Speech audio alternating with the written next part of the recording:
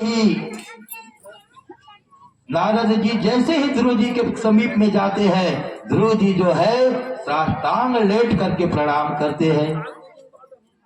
नारद जी ने कहा इसका पहला सीढ़ी पक्का है, ये मेरे शिष्य बनाने योग्य है। जैसे कि शिष्य को चाहिए मुझको उत्तम गुरु चाहिए, जैसे कि शिष्य को चाहता है क्या कि मुझको उत्तम गुरु मिले, उसी प्रकार गुरु भी चाहता है मुझको उत्तम शिष्य मिले। नारद जी उनके परीक्षा लेने के लिए गए हैं। ये इनका दृढ़ निश्चय पक्का है कि कच्चा है? अरे भाई, घर में हो खटपट और वन में जाओ झटपट। दो प्रकार के बैराग्य होते हैं, एक मरकट बैराग। मरकट बैराग क्या करते हैं? घर में झगड़ा हो गया, तुरंत अपने गठरी मोटरी बांधे, दो चार ठीक कपड़ा धरे, अपने बैग में थैला में उरमा लिए, मैं इसके नहीं रहना है, घर में नहीं रहना, वृंदावन चलना है, वहां जाकर के छोटा सा कुटिया बना लूंगा, वही रहूंगा। और जैसे ही प्लेटफार्म स्टेशन में पहुंचा, बीच वाले उनके बाबू का याद आ गया। किसका? अपने नाती का। मेरे बिना वह नहीं रह सकते, मैं अपने हाथ से उसको खिलाता था तो वो खाते थे।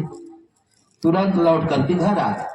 घर में थोड़ा बारात गया, तुरंत चले गए और बीच रास्ते से लौट करके आ गए। इसको क्या कहते हैं? मरकट बैराग। ये होता है मरकट बैराग। बंदर जो है एक डाली में कभी भी बहुत समय तक से नहीं रहता, वो इस डाली से इस डाली, इस डाली से इस डाली वो कूदता रहता है। इसको मरकट बैराग कहते हैं। नारद जी ने कहा ध्रुव जी तो जा रहे हैं भगवान को प्राप्त करने के लिए, लेकिन इनका विश्वास पक्का है कि कच्चा है, इसका परीक्षा लेना चाहिए। तो जैसे ही ध्रुव जी को देखा, ध्रुव जी ने देखा नारद जी को, साष्टांग लेट करके प्रणाम किया। नारद जी ने कहा इसका पहला सीढ़ी जो है मजबूत है। साधु संत को देख करके साष्टांग लेट करके प्रणाम किया है, इसका पहला सीढ़ी जो है मजबूत है। और उसके बाद जब कहा कि क्यों बच्चा, कहाँ जा रहे हो, किसके पुत्र हो? ध्रुव जी ने बतला दिया हम उत्तानपाद के पुत्र है और हम वन में जा रहे हैं भगवान को प्रकट करने के लिए, भगवान को प्रसन्न करने के लिए। नारद जी ने बनावटी हंसने लगा, हंस करके कहा वन में और भगवान, एक बनावटी हंसने लगा और हंस करके कहने लगा कि ध्रुव जी बेटा, वन में भगवान नहीं रहते, वहां तो बब्बर शेर रहते हैं, तुमको चटनी बना करके खा जाएंगे, इसलिए तुम मत जाओ, इधर अपने घर में जाओ। यदि तुम कह रहे हो तो मैं जा करके तुम्हारे पिताजी को, तुम्हारे माताजी को मैं समझा लूंगा और तुमको वो गद्दी में बिठा दूंगा। लेकिन ध्रुव जी ने कहा नहीं नहीं, मुझको लौट कर नहीं जाना है, मुझको भगवान को प्रकट करना है, मुझको लौट कर नहीं जाना है। नारद जी जो है वे दूसरा बात समझ गया, इसका विश्वास भी पक्का है। फिर सोचने लगा, ध्रुव जी ने कहने लगा कि बब्बर से खा, ध्रुव जी को कहा कि बब्बर से खा लेंगे। ध्रुव जी ने कहने लगा कि नहीं नहीं, मेरी माता जी ने कहा है क्या, सिया राम मैं सब जग जाने, करहूं प्रणाम जोरी जुग पावे। बेटा, रास्ता में चाहे कोई भी मिले, चाहे हाथी मिले, शेर मिले, चीता मिले, कोई भी मिले, उसको उस सब जीव में भगवान को देख लेना और उसको प्रणाम कर लेना। तो जो चाहे वो शेर में भी हो, उसमें मुझको राम दिखेगा। मेरी माँ का वचन है, लेकिन मैं सत्य कहता हूं, मेरी माँ ने भी बताया था, नारद जी जिसको कान में मंत्र दे दे और नारद जी जिसको मिल जाए उसको भगवान के मिलाए बिना नहीं रह सकता। मुझको तो लगता है तुम नारद जी नहीं हो, मुझको लगता है तो तुम पाखंडी बहुरूपिया लगते हो। ये सोच करके आप अपने रास्ता जाइए, मैं अपने रास्ता जा रहा हूँ। क्योंकि ध्रुव जी जैसे आगे बढ़ने के लिए हुआ, नारद जी का हृदय जो है विदीर्ण हो गया, गदगद हो गया। बेटा ध्रुव, बेटा ध्रुव, मैं ही नारद हूँ, मैं ही नारद हूँ, बेटा आओ आओ। आ करके हृदय से लगा लेते हैं सतलो, और हृदय से लगा करके कहते हैं कि बेटा मैं तुम्हारे परीक्षा लेने के लिए आया था, मैं तुम्हारा परीक्षा ले रहा था, बेटा मेरा आशीर्वाद है। लेकिन ये बतलाओ बेटा, तुम गुरु दीक्षा लिए हो? गुरु दीक्षा लिए हो? ध्रुव जी ने कहा मैं तो दीक्षा नहीं लिया हूं। तो आप जैसे कहीं संत मिल जाए उसके पर से तो और कौन गुरु हो सकता है, इसलिए आप ही मेरे गुरु बन जाए। तो नारद जी ने ध्रुव जी का गुरु बन गया और उनको मंत्र, उसके कान में मंत्र बोल दिया, बेटा इस मंत्र का जाप करना, मैं तुमको आशीर्वाद देता हूँ, भगवान तुमको अवश्य मिलेंगे। तो वह मंत्र को बतला दिया। कौन सा मंत्र चाहिए, हम लोग 2 मिनट गा लेते हैं। ओम नमो भगवते, 12 मंत्र है।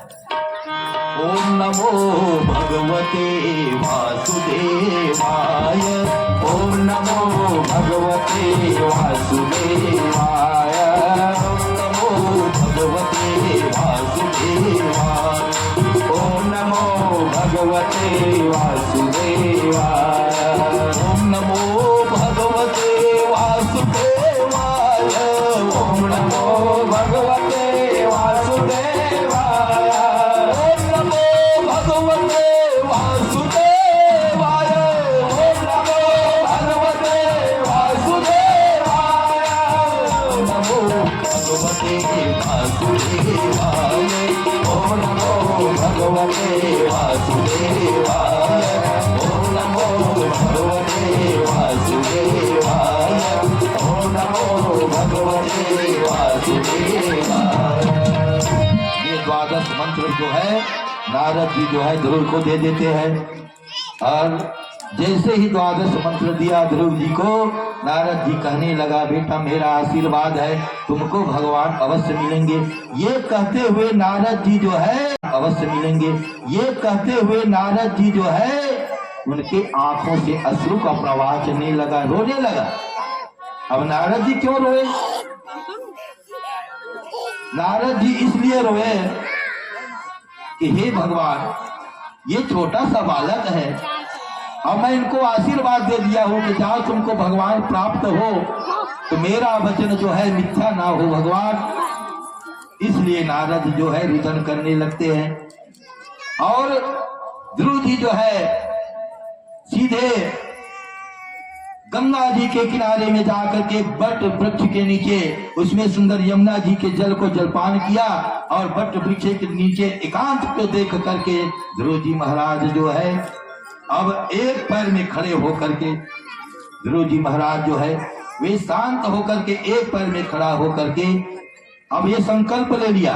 1 महीने का पहले संकल्प लिया तो मैं 1 महीने तक से कैसे भजन करूंगा, 3 दिन तक से मैं तपस्या करूंगा भगवान की, 3 दिन के बाद मैं थोड़ा सा फल फूल खाऊंगा। ध्रुव जी के पहले महीने का प्रारंभ हुआ, 3 दिन तक से ध्रुव जी कुछ नहीं खाते, तीसरा दिन के बाद 4था दिन शाम को केवल फल खा लेते। इस प्रकार से 1 महीना को पूर्ण किए। ध्रुव जी का दूसरा महीना हुआ, 6 दिन तक से ध्रुव जी महाराज कुछ फल फूल कुछ नहीं खाए। 6वां दिन के बाद 7वां दिन कुछ जल पी करके ध्रुव जी तपस्या करने के लिए बैठ जाते थे। उसके बाद ध्रुव जी का तीसरे महीना प्रारंभ हुआ। ध्रुव जी महाराज जो है 9 दिन का व्रत कर लिया। 9 दिन तक से ध्रुव जी महाराज कुछ नहीं खाते और जल को जो पिया करते थे उसको भी बंद कर दिया, पत्ता खा, सूखा पत्ता खा लेते थे। 9 दिन तक से कुछ नहीं खाते, 9वें दिन के बाद 10वें दिन सूखे पत्ते खा लेते।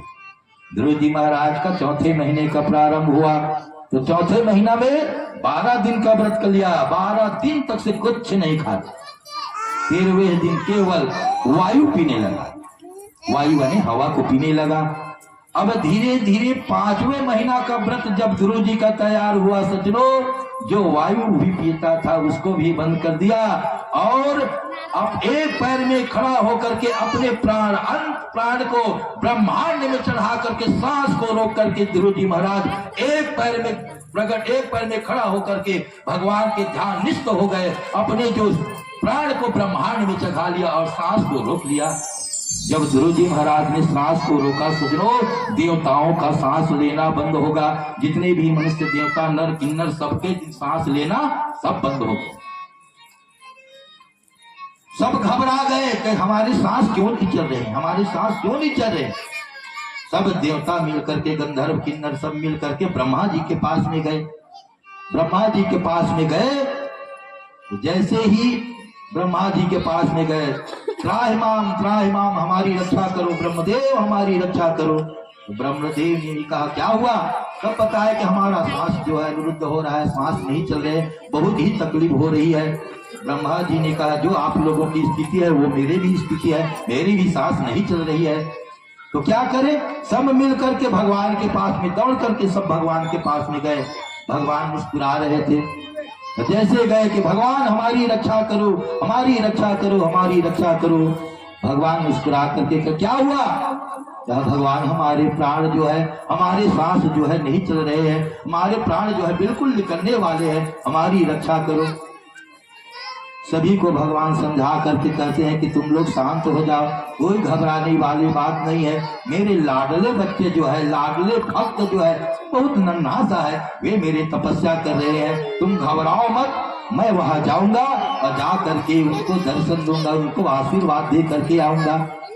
ये सोच करके तुरंत जो है भगवान जो है गरुड़ पर आरूढ़ हो करके और तुरंत भगवान जो है ध्रुव जी के सामने में जाकर के चतुर्ध्रुव धारण करके प्रकट हो जाते हैं।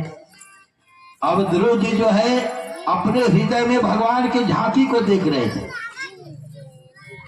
जैसे ही भगवान वहां पर प्रकट हुए, ध्रुव जी के हृदय का झांकी जो दिखना बंद हो गया, तो जैसे ही उनके हृदय से झांकी बंद हो गया दिखना, तो ध्रुव जी महाराज का नेत्र खुल गया।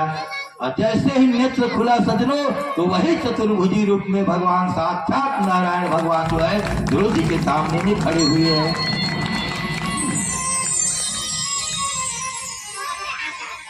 अब भगवान के सामने ध्रुव जी खड़े हैं, ध्रुव जी के सामने में भगवान खड़े, दोनों सामने सामने।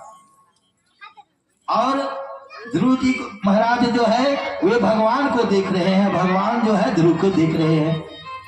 1 मिनट हो गया, 2 मिनट हो गया, 3 मिनट हो गया, 5 मिनट हो गया, ना ध्रुव जी कुछ बोलते हैं, ना ही भगवान कुछ बोल रहे हैं। कुछ समय होने के बाद वो भगवान जो है सोचने लगा ये ध्रुव जी कुछ बोलते ही नहीं है, तो मैं करूं क्या? तो भगवान जी थोड़ा मुस्कुराने लगे।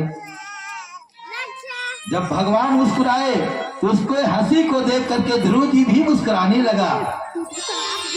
ध्रुव जी के हंसी को देख करके आकाश में जो देवता जो देख रहे थे वो सब हंसने लगे।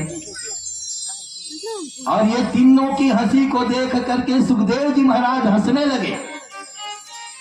और इन चारों के हंसी को देख करके परीक्षित महाराज भी हंसने लगे। इन चारों के हंसी को देख करके जितने भी संत समागम सब बैठे हुए थे वे सब हंसने लगे। अब प्रश्न उठता है, ध्रुव जी को देख करके भगवान क्यों हंसे? सुखदेव जी महाराज कहते हैं भगवान ध्रुव जी को देखकर इसलिए हंसे, ये नन्हा सा बालक है, इसको कुछ बोलने की नहीं आता तो क्या बोले, ये सोच करके भगवान हंसने लगे। और ध्रुव जी क्यों हंसे? ध्रुव जी इसलिए हंसे, मैं बहुत छोटा सा बालक हूं, मुझको कुछ बोलने के लिए नहीं आता, तो मैं करूं क्या, ये सोच करके ध्रुव जी हंसने लगे। अब ध्रुव जी के हंसी को सुन करके देवता क्यों हंसे? देवता इसलिए हंसे